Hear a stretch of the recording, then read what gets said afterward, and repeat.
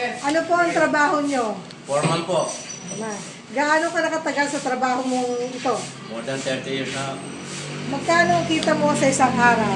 370. Sapat ba ang kinikita mo sa iyong pangangailangan? Kulang na.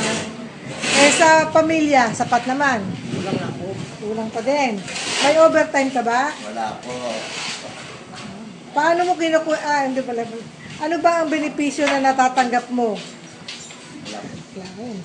Palagay mo ba sapat ang sweldo mo para sa hirap at sa tagal ng trabaho mo? Hindi po. Hindi rin. Sa palagay mo, ano ang tamang sweldo para sa klase ng trabaho mo? Hindi ako pinag-usapan. Hindi ka. Sabi mo, kasi hindi kasya.